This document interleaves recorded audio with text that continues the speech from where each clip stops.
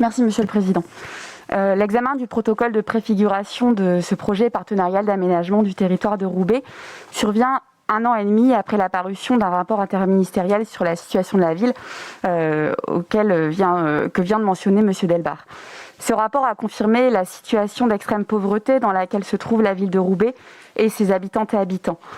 44,3% des Roubaisiennes et Roubaisiens vivent sous le seuil de pauvreté, contre 19,3% de l'ensemble des métropolitaines et métropolitains, ce qui est déjà un taux élevé. Nous avons tenu à nous exprimer ce soir au sujet de ce PPA à 2 égards. Premièrement, le rôle de la métropole dans la justice spatiale à rétablir sur son territoire. Et deuxièmement, l'importance d'associer enfin pleinement les Roubaisiennes et les Roubaisiens à ce type de travaux qui les concernent au premier chef. D'abord, la métropole européenne de Lille se doit d'assurer une équité sociale, économique, mais aussi spatiale entre les différentes communes qui la composent.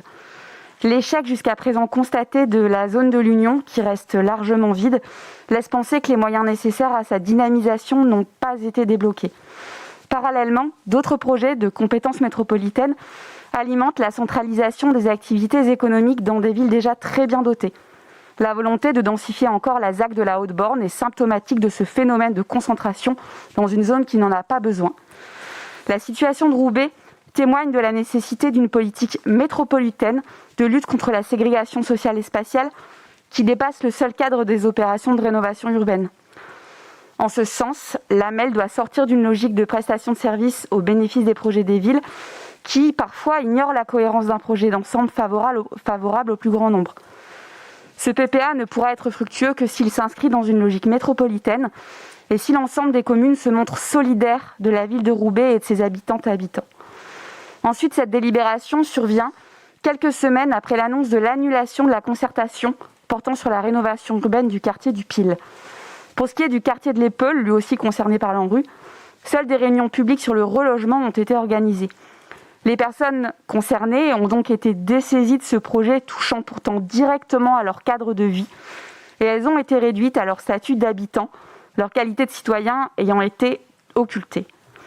L'état de la participation citoyenne à Roubaix est d'autant plus dommageable que les opérations d'aménagement relèvent désormais de la compétence de l'AMEL et que cela affaiblit l'appropriation et la compréhension des projets par les habitantes et habitants et les acteurs de terrain.